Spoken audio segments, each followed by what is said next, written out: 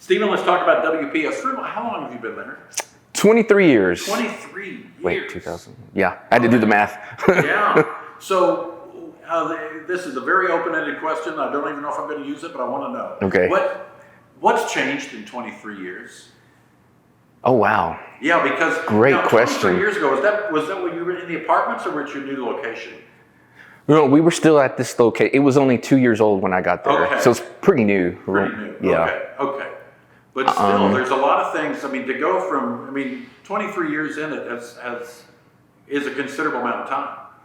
I would say one of the things I've noticed from when I first got there till now is and I hate to use this word for it, sophistication of the violence now, or the deceitfulness. At that time, it was very obvious when you'd walk into the shelter, you were going to know who had been abused. It was very obvious.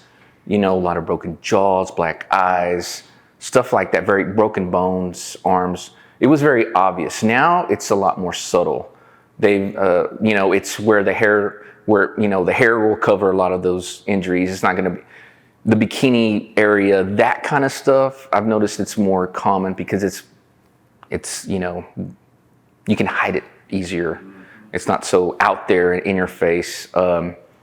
And just the different tactics that have evolved, the manipulations and stuff like that. It's always been there, but now it's a lot more, I don't know how to say Undercover it. kind of. Yeah, it is. It's very, and then we've come to, like, back then, the term narcissist or narcissistic abusive behavior wasn't really a thing. There's always narcissists, but you always attributed them to, like, public figures, but now it's very, the awareness has really broadened to a lot of people are more aware to some level. Not the level we like, but to some level. Well, let's talk about the awareness, because that's still a shocking part of this to me, is that we've got such a huge problem. And as we're talking about with Jason, Lubbock has a bigger problem than other parts of the state. In per capita.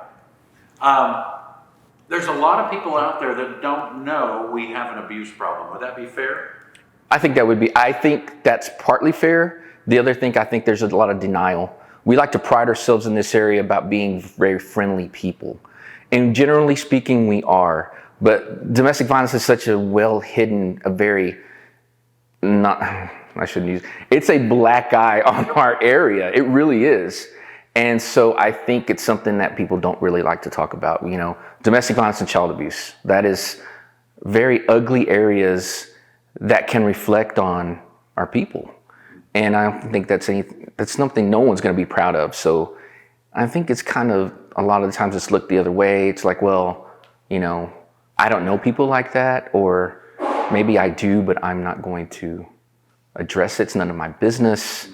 I don't want to make us look bad, that kind of thing. So I think there is a little bit of an awareness and a denial, or just trying to brush the problem under the rug, so to speak. Mm-hmm. But there is no denial. You in what you do, don't deny it. Your job is to help those people. Yes. And you do that well. Talk about the various programs that Women's Protective Services does and how they help the victims. I always like to, for us old schoolers and people maybe from elementary, and junior high, that kind of thing, Maslow's hierarchy of needs, that triangle of needs, right? We all want to get to that top of that triangle. That is our goal. And that's really what we're about. What does every person have a right to? They have a right to safety. They have a right to food, clothing, shelter, that kind of thing. And that's what we're going to provide at the basic minimum that everyone has a right to. But then there's so many other things, maybe there are injuries, maybe there are threats of legal action, maybe there's a lot of PTSD, maybe there's a lot of trauma maybe there's all of them together. And that's where the different teams, their different departments kick in. The legal department's going to help get that protective order maybe, or file charges, get a divorce, whatever is deemed necessary from that particular client. The counseling is going to kick in with any kind of crisis counseling for both mom and if there are children there. The social services department, they're going to do the food, the clothing. Maybe she needs her ID. Maybe the kids' social security cards were withheld. Maybe medication was withheld. Everything that's not legal or counseling, they're going to pretty much try to handle. So if you can think of it as a team effort, and it's an overall coming together and working, the different aspects of it, and trying to, and I'm going to use air quotes, trying to somewhat stabilize that particular situation to where now your basic needs are met. Now a lot of those crises are being addressed. So really, now we can really start the healing. We can education, the healing, getting back on your feet, getting job skills, maybe saving for, housing, those kind of things. Maybe, saving for a car, getting back into tech or whatever educational goals they may have had and weren't allowed to do.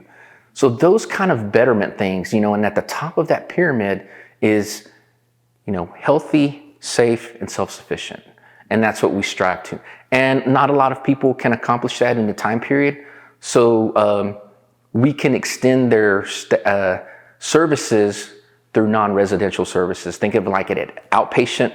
If their time there at the shelter's up, but they still feel that they need additional assistance, then, hey, as long as you got a safe place to stay and you're good, your kids are good, let's keep this going. And as a non-resident, we don't have a cap on anything. And so nowadays, especially with inflation, you hear, our therapists, they make pretty good, in general, in the public, it's free unlimited counseling for both you and child. That is a great deal. You cannot beat that, And sometimes, unfortunately, it is needed for that period of time, for an extended period of time. So I'm real proud about that part. And we're always there, 24/7. We don't shut down. Domestic violence doesn't take a break, and neither do we.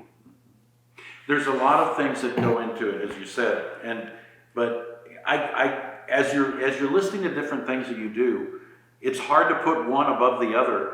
But the main thing would be the stability you talked about. Get them back to an even keel. Get them back to normal, right? Right. That's exactly right. We know through research and experience and that kind of thing that a victim, a survivor, is in survival mode when they get there. And we always look at it sometimes as if they're coming to the shelter, they're pretty much, it's their rock bottom. Because if they had other options, they'd be there. If it was safe for them to be there, if it was feasible, they would be there. But they're at the shelter. And so it's our job to help them on that journey to build themselves back up. Time away from having to worry about what they say, walking on eggshells, being scared, not having a good night's sleep. As something as simple as that most of us take for granted. Those are things that are very important. Making sure the kids aren't scared of this other person. I mean, that's so invaluable. You cannot put a price on that. And so it's really, we're there to provide and to assist, and we have the tools, but ultimately it is going to be their hard work, their get after it kind of thing that really is going to drive everything. And that's what we need to do, is encourage them that you can do it. It's been done before, and you're not alone. Well, I talked about this with Jason earlier, as far as, the organization is called Women's Protective Services. You are definitely protecting women, but the families are involved, Stephen. I mean, there's kids, there's babies. You're helping families, and you're helping some men. It's not just restricted to women, correct? Correct. It's very sad when you see generational violence, when it's passed down. Like when I first started there, and there was children of clients there, and then now some 20 years later, I see them as adults and they're at the shelter. And so, it's a sad reality, and that's something that we really strive not to do. We want to break that generational cycle of violence. Everyone deserves and needs to be in a healthy, violent-free relationship. And it's just not marriages, it's just not dating. This is family too. A lot of it's family. That's something that's really not that talked about either. But a lot of this is some family. And so it's really important to, leave the toxic people behind and focus on your own health and safety. And, you know, a lot of people don't know that. We also help those that abuse. And I think that's so important. I mean, you just can't leave them to the criminal justice system or leave them to, you know, their own ways, because that's not going to change anything. They're just going to create new victims, new survivors, that kind of thing. And so it's really important to address those as well, those that abuse. You're talking about the criminal justice system, and in visiting with Joe Love Nelson's kids, they were saying that in the beginning, this is back in the 70s, but in the beginning it was tough from a prosecuting standpoint.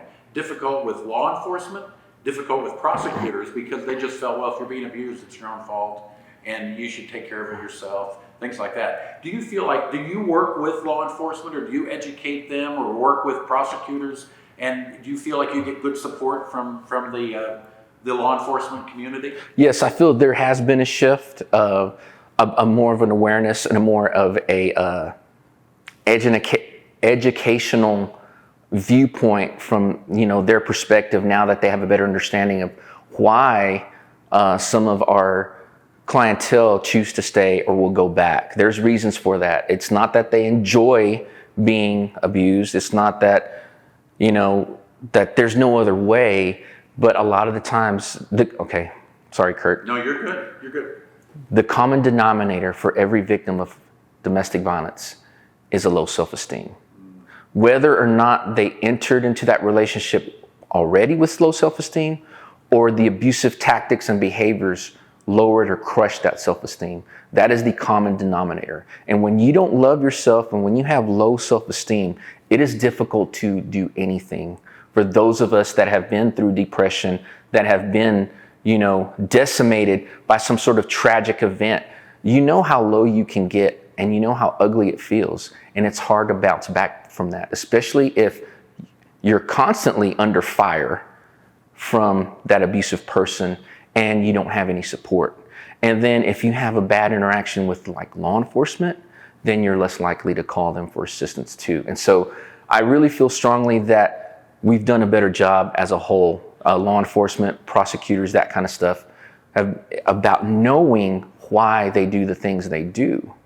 And so it really helps us out in the long term, but there's still a lot of work to be done. Sure. It's not a perfect system by any means, but it's really important that now we're starting to get a better understanding of, from the victim's perspective, and why they do the things the choices that they make, why it's frustrating for the loved ones, for the family and friends of them, and what we can do better to support them, because ultimately it's going to be their choice.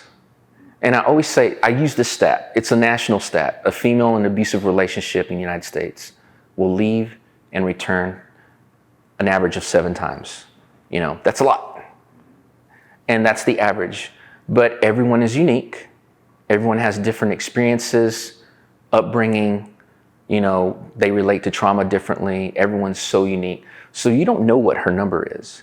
And that's one of the things that we're very adamant about preaching, is you treat her with respect and kindness every time she comes back, because the numbers, the stats are going to say she's probably going to come back, and that it's on us to make sure that we do everything we can to get that number a little bit lower, you know, because you never know that it might be this next time when she's finally ready to break free and make the change. And I tell our clients all the time, I'm like, once you make that breakthrough, that change, you will never want to go back to abuse. But you got to get there first. That number will probably shock a lot of people. The fact that they go back that many times. I mean, and that's something we all have a hard time comprehending, right? It is. It's frustrating for us that don't know. Yeah. We sometimes engage, and I say we as a society, we engage in victim blaming because we're so frustrated. And it angers us, because like, why did you go back? Why can't you stay away? You know, what's wrong with you? You must like it. What's going on? Are you addicted to this person? There's so many, we're frustrated and stuff. And essentially what we're doing is we're playing into that abusive hand. We're supposed to be the supportive source. We're supposed to be the refuge.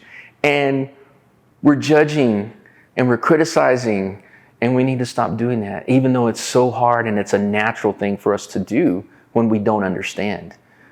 But we always have to be, you cannot save someone necessarily. You can try, but they need to want to save themselves.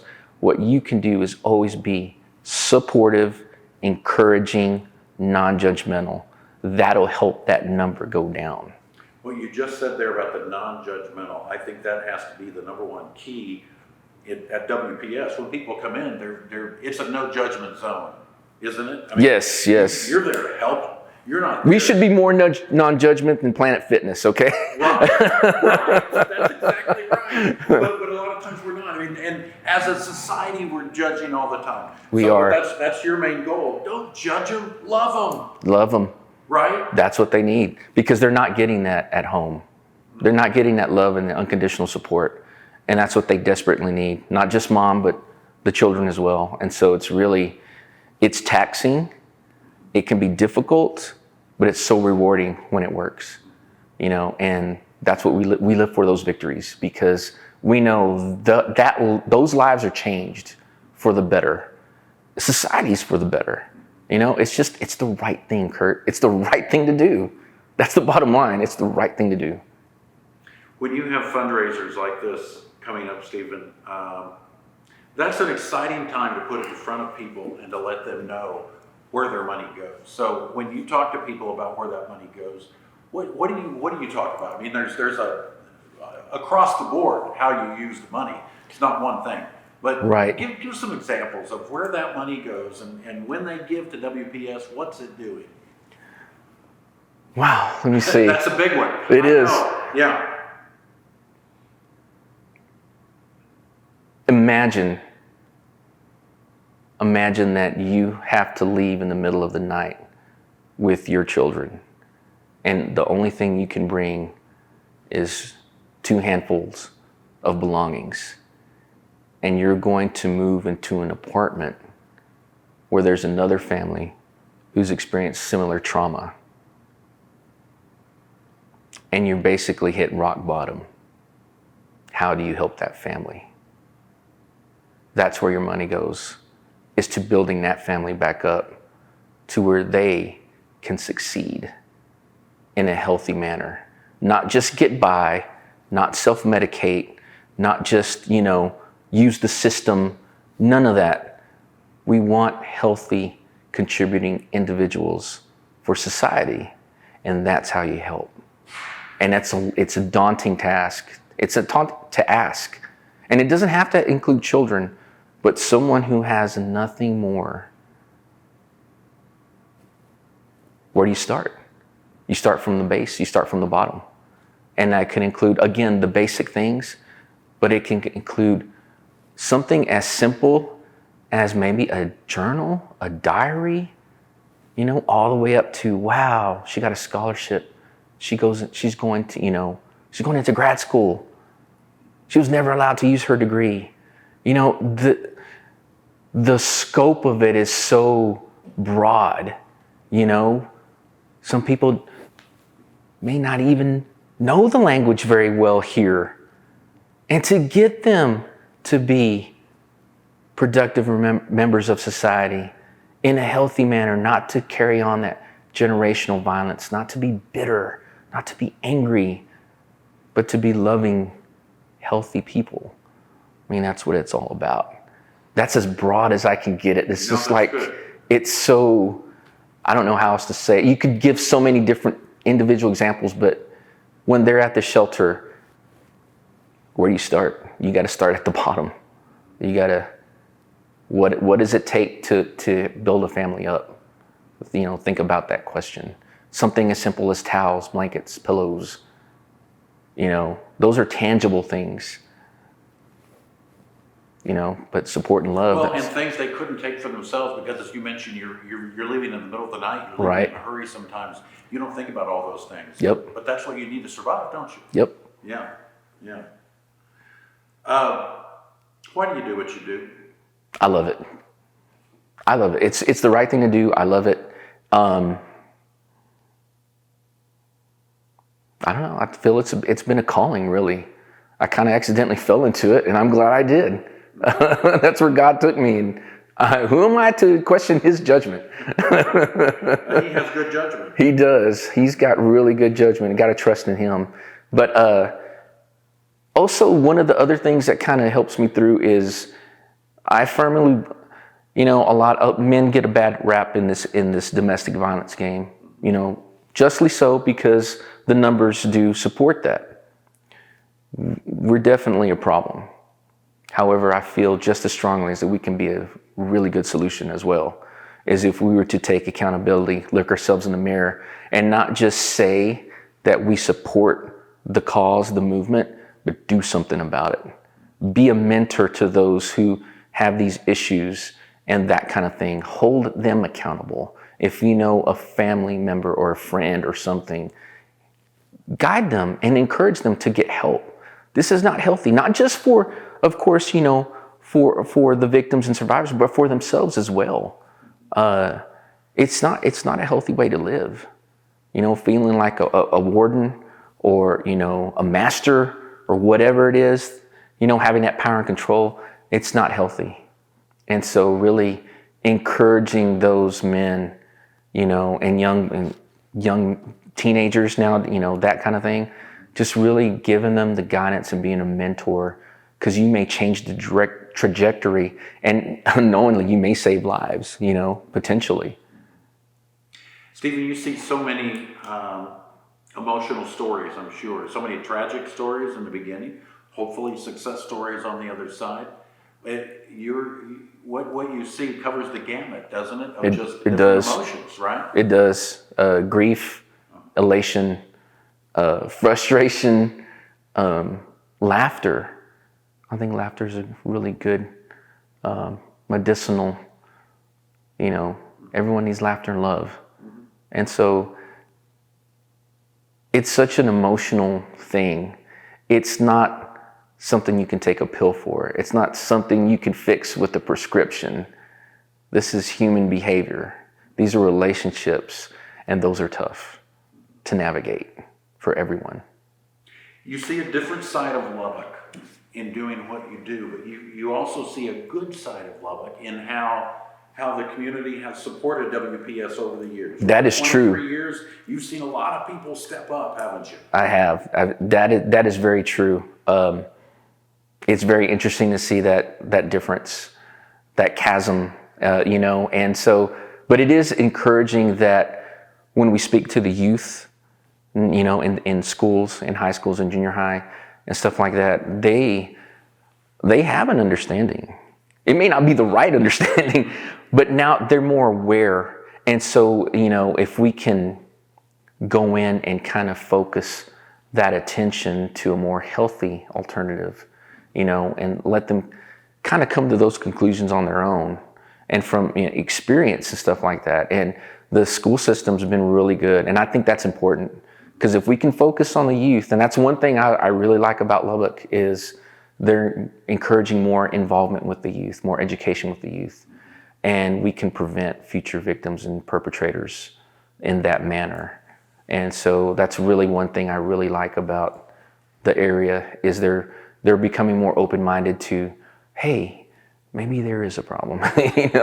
Let's do that now. And that's not including any of, there's so many agencies out there that understand that and are very inviting for us and say, hey, can you come talk to our people? Can you come talk to our business? Can you let them know that, because you never know who you're talking to. They may be a target audience, but the people that are running that place, it doesn't discriminate. Domestic violence does not discriminate. And you'd be surprised after a presentation or a speech or training that we will get approached afterwards and say, you just described my first marriage, or I'm going through it now. And, it's a realization of sorts, kind of like I didn't want to admit it, but now it's in my face. I can't, I can't unsee it. I can't unhear it.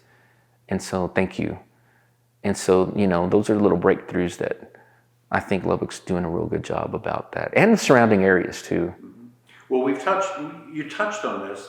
but it's it's not just the poor, it's not just the rich. Right. It's everybody. It's everyone. Right. Everyone. And I'll tell you something.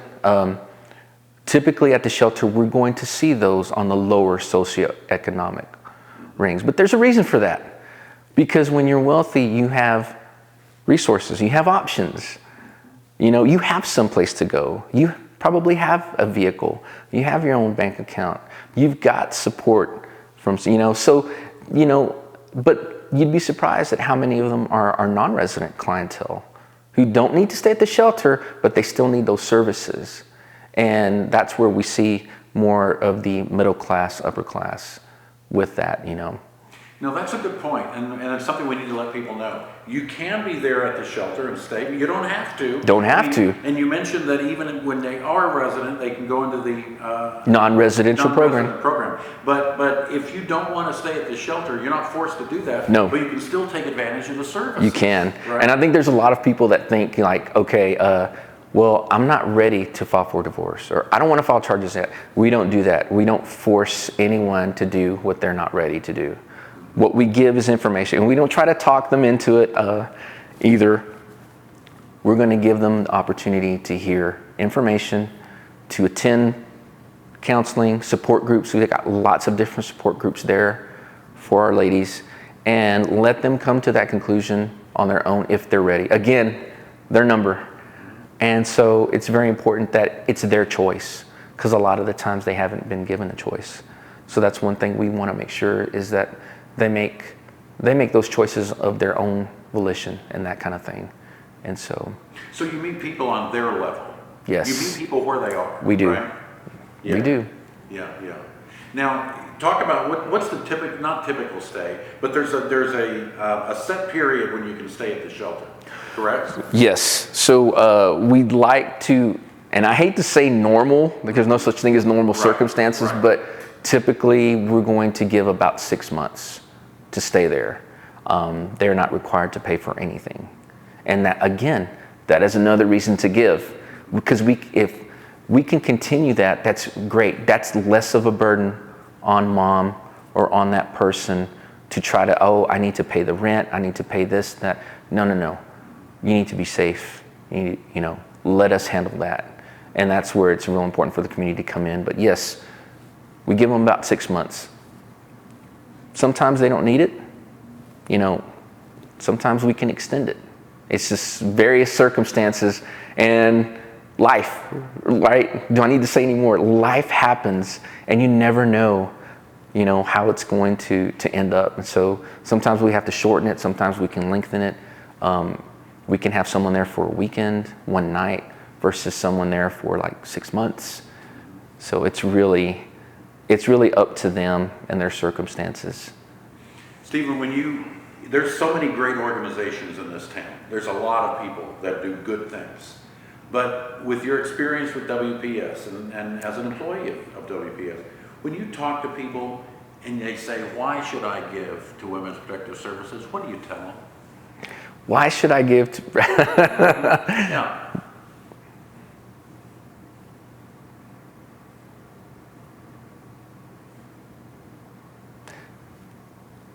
You should give to Women's Protective Services because it is not right to stand by and do nothing when a female is being abused, harassed, raped, and even killed. It is unfathomable to think that you can just stand by and do nothing. And that's what our ladies go through on a daily basis. Not just here, we're talking about nationwide, the societal plague. And so I think, in my opinion, I'm biased, I admit, but I think it's really the right thing to do is to help those families, those who are vulnerable, those who are taken advantage of, those who have no power or control in their relationships, to help them out of that. Because there's so many other problems. If that goes unaddressed, there's so many different health problems, employment problems, again, generational violence. I keep harping on that. There's so many things that root from that. you know. And so, you know, at one point in the country, domestic violence was the #1 killer of women, and it's still in the top 3, I believe. And so that alone speaks volumes as to why you should give. You're proud of WPS, aren't you? I am. Yeah. Why? Because that's where my heart and soul has been for the past 23 years. You know, I have my frustrations. We all have our frustrations and our ups and downs and that kind of thing, but I can't imagine doing anything else. And I was very naive to the whole domestic violence stuff. I just knew what I'd seen in movies and TV shows. And once I was exposed to it, I couldn't see anything else. I really couldn't. Perfect. That was good. You're good. You're good. Sorry, I start blabbing and just... No, don't ever apologize. Yeah. You ready? Okay. All right, Stephen, let's talk about Jo Love Nelson's legacy. What did she mean to Women's Protective Services? Well, she's the one that brought the issue to Lubbock in the area. I mean, that's incredible, being a pioneer in that movement for women's rights and, you know, their health, their survival, everything really. I think it's great. And, you know, knowing her personally just a little bit, even up until about last year or the year before, she was still heavily involved. She was still doing her thing, you know, had me come out, talk to her church members. To Jo Love, to know Jo Love is to love Jo Love. She's a really cool lady. She was always active. She was always at the shelter. She was in our board meetings. Even if she wasn't part of the board, I mean, she was always there, bringing donations, being involved. I mean, it didn't stop. She did not rest on her accolades, nothing. I don't even think she really cared about the accolades. She just wanted to continue to ensure that the passion and, you know, the agency was still heading in that direction she had set forth. You know, we're still on that track, which is a good thing. And so I feel personally responsible, and I know a lot of my coworkers do too, to carry that on. You know, it's part of the history, you know, not just of WPS but of Lubbock and the surrounding area. So I think it's very important that we do carry on that legacy, that tradition of being, you know, I think Jason even alluded to being near the forefront kind of domestic violence in our area and stuff. So we take it pretty seriously. I do. Perfect. That was really good. Okay. Yeah, no, that was really good. Excellent. Thank you. Thank you.